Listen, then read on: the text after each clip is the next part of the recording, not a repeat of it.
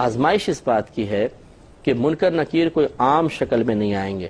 بلکہ یہاں پہ نہیں ہے، دیگر حدیثوں میں ہے ترمذی وغیرہ کی کہ نبی کریم صلی اللہ علیہ وسلم نے ارشاد فرمایا کہ یہ دو بہت بڑے بڑے فرشتے ہیں، ان کا قد بہت لمبا ہے اور سیاہ رنگ کے ہیں، بالکل کالے رنگ کے، اور سر سے لے کر پاؤں تک ان کے بال لٹکے ہوئے ہیں، ایک کندھے سے دوسرے کندھے کے درمیان اتنا فاصلہ ہے کہ اگر ایک آدمی چلے تو کئی مہینے لگ جائیں، ایک روایت میں ہے 3 دن تک چلتا رہے، 3 مہینے کی مسافت بھی آئی ہے، یعنی اتنے لمبے چوڑے، اور نیلے رنگ کی آنکھیں ہیں دیگ کے برابر، بڑی بڑی دیگوں کی برابر آنکھیں ہیں، اور ان کے بڑے بڑے دانت ہیں، اور جو مطلب کیلے نکلے ہوئے ہیں ایسے دور سے نظر آئیں گے، اور یہ اپنے دانتوں سے دیوار کو چیرتے ہوئے اندر آئیں گے، اور ان میں سے ہر ایک کے پاس اتنا بڑا ہتھوڑا ہے، سرکار فرماتے ہیں کہ اگر تمام جنات اور تمام انسان مل کر اس کو اٹھانا چاہیں تو نہیں اٹھا سکتے۔ تو آپ سوچئے کہ کتنا بڑا ہوگا، اور جو پھر پھنس گیا وہاں پر، یہ وہی ہتھوڑا اس کو ماریں گے پوری طاقت سے، تو اسے کیا ملیا میٹ ہو جائے گا۔ جیسے آپ بعض اوقات ہم چیونٹی کو مسل دیتے ہیں، کھٹمل وغیرہ کو مار دیتے ہیں، مچھر کو مار دیتے ہیں، وہ بھی ایسا نہیں ہوتا کہ پس کے بالکل ذرہ ذرہ ہو جائے، تھوڑا بہت نظر آتا ہی ہے، تو یہ تو ہتھوڑا پڑ کے انسان کا حال کیا ہوگا، لیکن انسان ختم نہیں ہوگا، پھر اللہ تعالیٰ درست کر دے گا اور عذاب ہوتا رہے گا۔ خلاصہ کلام یہ ہے کہ اصل آزمائش اور فطرہ یہی ہے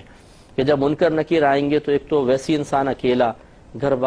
والے چلے گئے ہیں، قبر کا اندھیرا، چھوٹی سی قبر ہے، اطراف میں مردے ہیں، وحشت ہے، اور پھر اپنے سابقہ زندگی کے گناہ بھی نگاہوں کے سامنے آئیں گے، جو کارنامے کیے تھے، رزق اللہ کا کھایا تھا، بات دشمن شیطان کی مانی تھی، اپنے نفس کے پیچھے چلے تھے، اور اس وقت اللہ تعالیٰ کی گرفت کی باتیں سن کے ہنسی آتی تھی، دانت پھیل جایا کرتے تھے، اور کوئی گرفت کا احساس نہیں تھا، اس لمحے کے بارے میں کبھی سنجیدگی کے ساتھ سوچا نہیں تھا۔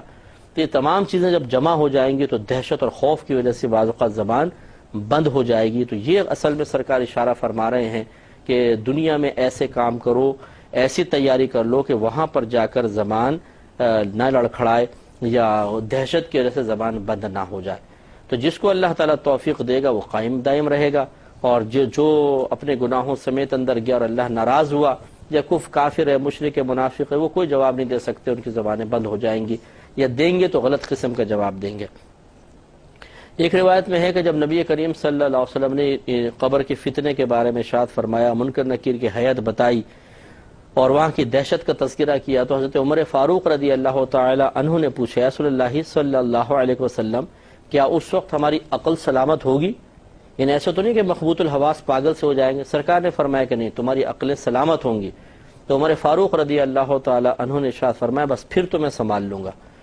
یعنی واقعی ان کو زیبا تھا، اتنی ہمت والے کہ اتنے بڑے عظیم فرشتوں کو دیکھ کر بھی مجھ پہ کوئی دہشت طاری نہیں ہوگی، عقل سلامت ہے، میں سب سنبھال لوں گا۔ تو لیکن آپ کے میرا معاملہ علیحدہ ہے، ہمارے سامنے تو ذرا عام قد سے لمبا شخص آ جائے،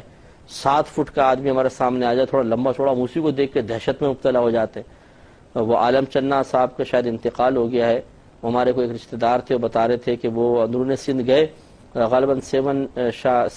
شاہ گئے تھے، شہباز قلندر کے مزار پر تھے، کہاں پر، بہرحال وہاں وہ بیٹھا ہوا تھا، تو اس کے ہاتھ وہ بتا رہے اتنے چوڑے چوڑے ہاتھ تھے، تو ویسے وہ دہشت میں آ گئے کہ شاید یہ کوئی جن بیٹھا ہوا ہے آ کر۔ تو ایک عام آدمی جو تھوڑا سا ہم سے نارمل سائز سے بڑا ہوتا ہے، اسی کو دیکھ کے دہشت طاری ہو جاتی ہے، تو منکر نکیر کی دہشت کا عالم کیا ہوگا؟ جبکہ جو حیت میں نے آپ کو بتائی، سوچیں کیسی حیت ہے۔ تو اس لیے اب منکر نکیر کے سامنے سوالات کے جوابات میں آسانی کے لیے ہمیں دنیا میں ہی کچھ کام کرنا ہوگا، رٹا لگانے سے کوئی فائدہ نہیں ہے، رٹا تو وہاں سب بھول جائے گا۔ اس کا مطلب ہے کچھ اور اعمال و افعال کا انتخاب کرنا ہوگا، کچھ اور طرح سے تیاری کرنی ہوگی، جس کی مختصر سی تفصیل یہی ہے کہ ہمارے علماء نے ارشاد فرمایا کہ انسان اللہ تبارک و تعالیٰ سے ڈرتا رہے، عبادات استقامت سے کرے، گناہوں سے بچنے کی کوشش کرے، اپنی صحبت اچھی رکھے، اچھے لوگوں کے ساتھ بیٹھے، اگر خدا نخواستہ بتقاضائے بشریت کبھی گناہ سرزد ہو بھی جائے تو توبہ کرنے میں دیر نہ کرے۔